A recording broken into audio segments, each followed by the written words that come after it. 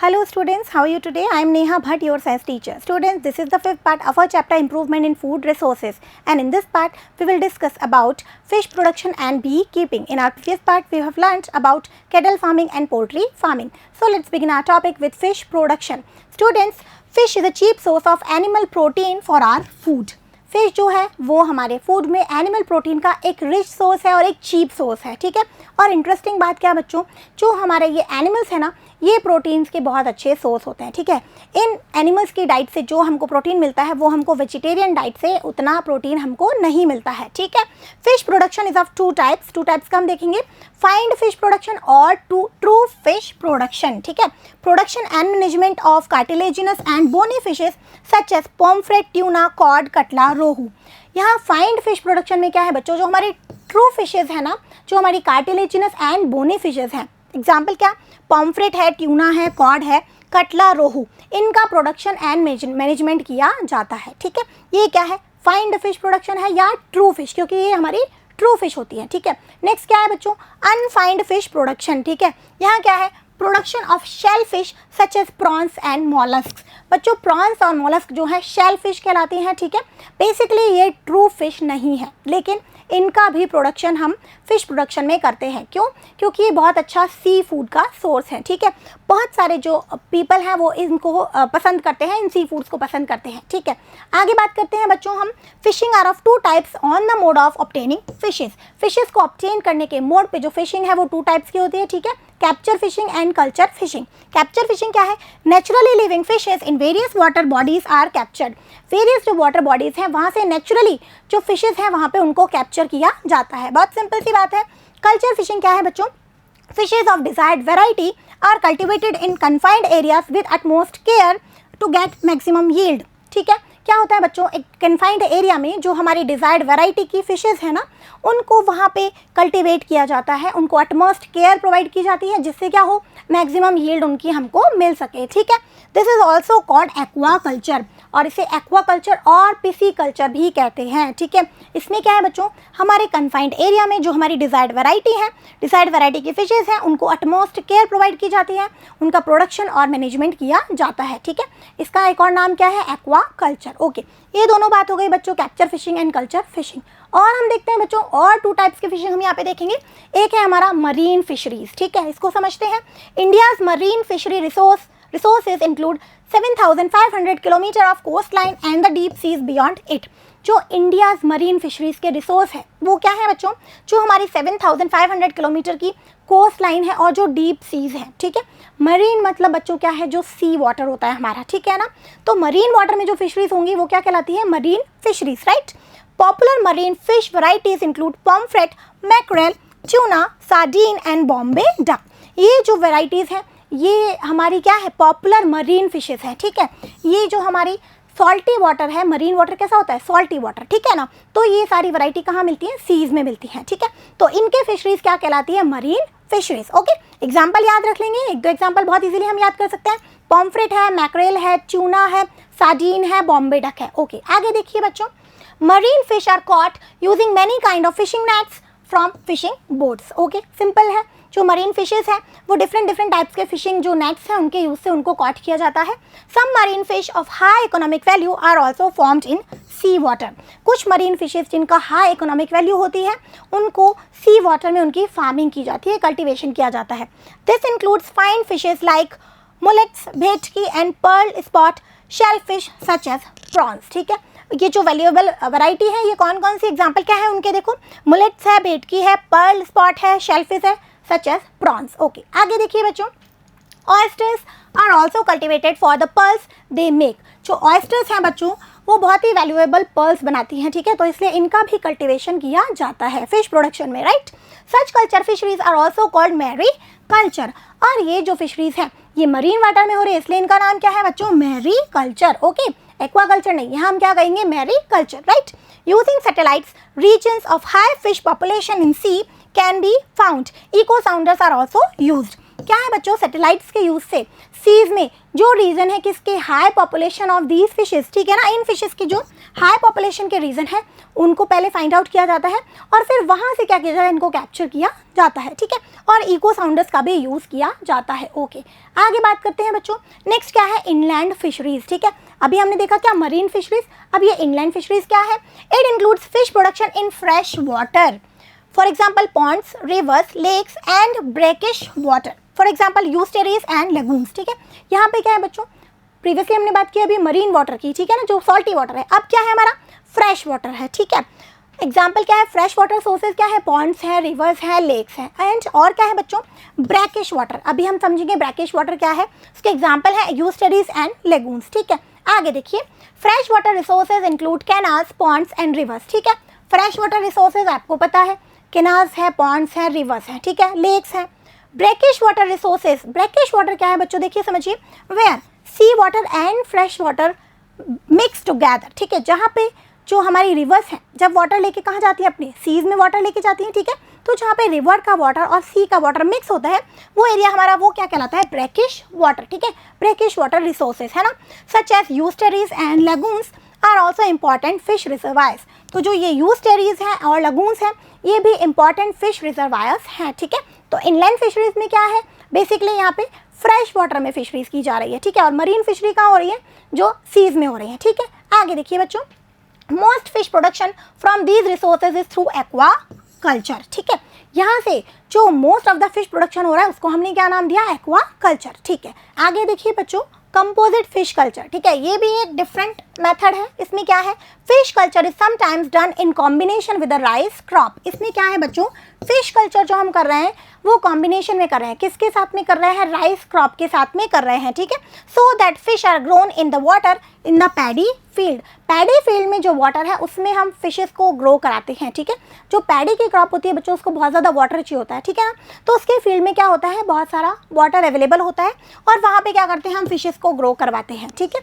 तो ये दोनों क्या होता है, कॉम्बिनेशन में होता है, इसलिए इसे क्या कहा, composite fish culture. Okay, more intensive fish farming can be done in composite fish culture system. इस कंपोजिट फिश कल्चर सिस्टम में हम मोर इंटेंसिव फिश फार्मिंग कर सकते हैं, ठीक है। यहाँ से हमारा जो प्रोडक्शन है, यील्ड है, वो बहुत ज़्यादा होती है। ओके, आगे समझिए इसको, कॉम्बिनेशन ऑफ 5 और 6 fish species is used in a single fish pond.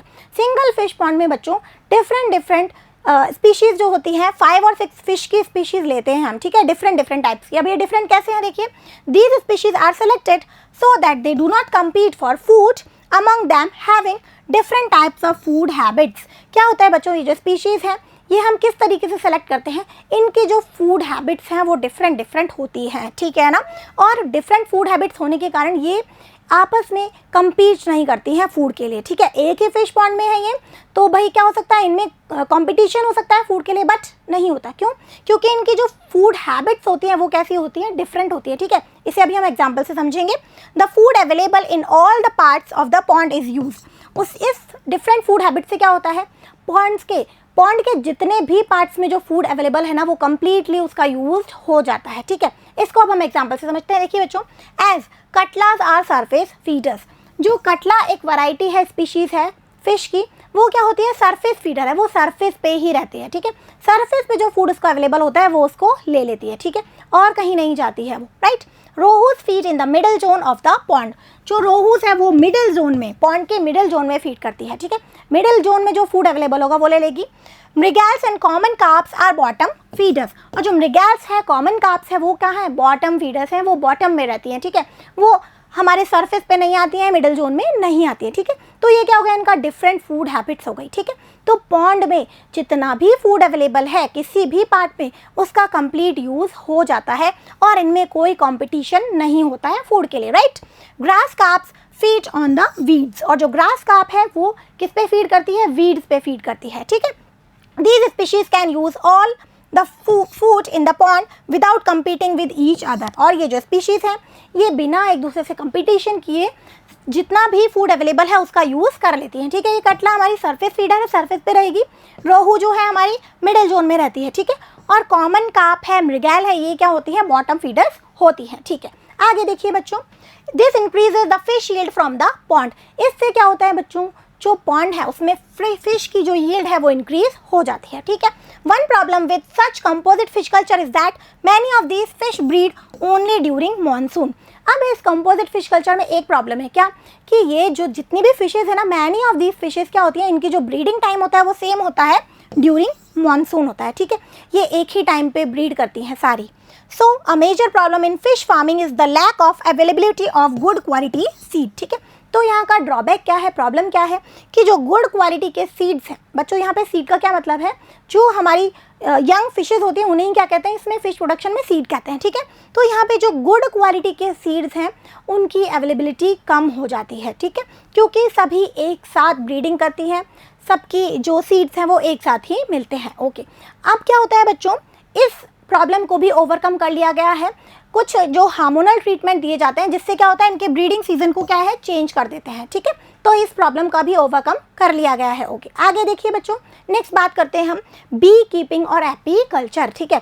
Fish production हमने देख लिया, नेक्स्ट क्या है हमारा बी कीपिंग, और इसका साइंटिफिक टर्म क्या है बच्चों, apiculture. Okay, it is the practice of keeping, caring and management of honey bees on a large scale for obtaining honey and wax, ठीक है। क्या है बच्चों, जो हमारी हनी बीज हैं उनका प्रोडक्शन, केयरिंग, मैनेजमेंट, ठीक है, किसके लिए, ऑब्टेनिंग हनी एंड वैक्स, ठीक है। इनसे हमको हनी मिलता है और वैक्स मिलता है, दोनों ही बहुत वैल्यूएबल हैं। ओके, तो क्या करते हैं बच्चों, यहाँ पे ये जो हमारा बी कीपिंग है इसमें केयरिंग होती है, मैनेजमेंट होता है, ठीक है ना। Many farmers use bee keeping for additional small income, जो बहुत सारे फार्मर्स हैं वो अपनी स्मॉल इनकम के लिए, एडिशनल स्मॉल इनकम के लिए भी बी कीपिंग करते हैं, ठीक है। Also there are big farms called apiaries bee farms, और बच्चों यहाँ पे क्या है, बड़े बड़े फार्म्स बनाए जाते हैं जिन्हें क्या कहते हैं, एपियरीज और बी फार्म्स, ठीक है। ओके, तो एपियरी क्या है बच्चों, देखिए, the setting up of a number of bee hives in desirable location in a systematic manner that allows maximum pollen and nectar collection, ठीक है। क्या है बच्चों, एपियरी में क्या होता है, बहुत सारे जो बी हाइव्स हैं उनको एक सिस्टमैटिक मैनर में उनको सेटिंग की जाती है उनकी, जिससे क्या हो, ज़्यादा से ज़्यादा पोलन और नेक्टर का कलेक्शन हो सके, ठीक है। क्योंकि जो बीज हैं उनको हनी प्रोडक्शन के लिए क्या चाहिए, उनको पोलन चाहिए एंड नेक्टर चाहिए, ठीक है। तो क्या है हमारी एपियरीज, क्या है, एक डिज़ायरेबल लोकेशन पे नंबर ऑफ बी हाइव्स की को सिस्टमैटिक मैनर में सेट करना, ठीक है, जिससे क्या हो, allow maximum pollen and nectar collection. Okay, तो ये हमारी क्या है बच्चों, ये हमारी एपियरीज हो गई, ठीक है। यहाँ पे बहुत सारे जो है बी हाइव्स को सिस्टमैटिक मैनर में सेट किया जाता है, ठीक है। आगे बात करते हैं बच्चों, some common Indian varieties of bees include apis cerana indica, Indian bee. Okay, apis cerana indica common name क्या है, Indian bee, apis dorsata rock bee, apis florea little bee, ठीक है। ये कुछ इंडियन वैरायटीज हैं। One Italian variety apis mellifera is also used in India for commercial honey production. Commercial honey production के लिए हमारे इंडिया में एक इटालियन वैरायटी है एपिस मेलिफेरा, उसका बहुत लार्ज स्केल पे यूज़ किया जाता है, ठीक है। ये देखिए एपिस सेरेना इंडिका, ये क्या हमारी इंडियन वैरायटी है, एपिस मेलिफेरा हमारी इटालियन वैरायटी है, ठीक है। अब बच्चों इस इटालियन वैरायटी का इतने लार्ज स्केल पर यूज़ होता है हनी प्रोडक्शन के लिए क्योंकि इसके कुछ एडवांटेजेस होते हैं, ठीक है। Advantages of Italian variety mellifera, high Honey collection capacity, ठीक है। इसकी हनी कलेक्शन कैपेसिटी कैसी है, बहुत हाई है। दे रिप्रोड्यूस फास्ट रिप्रोडक्शन होता है इनमें। They stingless, they stay in a bee hive for long, ठीक है। ये क्या है, कुछ एडवांटेजेस हैं, ठीक है, राइट। आगे बात करते हैं बच्चों हम हनी क्या है बच्चों, it is a dense sweet liquid, सबको पता है डेंस है, स्वीट लिक्विड है, right. It is use in medicine, ये मेडिसिन में यूज़ होता है, क्यों, क्योंकि इसमें मेडिसिनल प्रॉपर्टीज़ होती हैं, ठीक है। It is use as sugar के लिए भी ये यूज़ होता है। It is use as a source of energy, और ये एक एनर्जी का भी सोर्स है, ठीक है। पास्चुरेज, अब बच्चों पास्चुरेज क्या है इसे समझ लेते हैं। Pasturage is the availability of flowers to the bees for nectar and pollen collection. Pasturage क्या है बच्चों, जो फ्लावर्स की अवेलेबिलिटी है, ठीक है। बीज को क्या चाहिए, पोलन चाहिए, नेक्टर चाहिए, वो कहाँ से मिलेगा, फ्लावर्स से मिलेगा, ठीक है। तो पास्चुरेज क्या है, availability of flowers to the bees for nectar and pollen collection, ठीक है। ये क्या है, पास्चुरेज, ठीक है। बीज को कितनी अवेलेबिलिटी है फ्लावर्स की, राइट। आगे देखिए, द वैल्यू और quality of honey depends upon the pasturage. और इम्पॉर्टेंट बात बच्चों, क्या, जो हनी है उसकी क्वालिटी है, उसकी वैल्यू है, वो डिपेंड किस पे करती है, वो इस पास्चुरेज पे, जो फ्लावर्स है उनकी अवेलेबिलिटी है, फ्लावर्स पे डिपेंड करते हैं, ठीक है ना। जो नेक्टर है, पोलन है, जिनसे हनी बन रहा है, वो कहाँ से मिल रहा है, फ्लावर से मिल रहा है, ठीक है।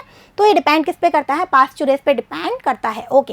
इन addition to adequate quantity of pasturage the kind of flowers available will determine the taste of the honey. और क्या बच्चों, जो फ्लावर है, जो पास्चुरेज मिल रहा है, फ्लावर है, उसकी क्या क्वालिटी है वो क्या डिसाइड करती है, हनी का टेस्ट डिसाइड करती है, ठीक है ना।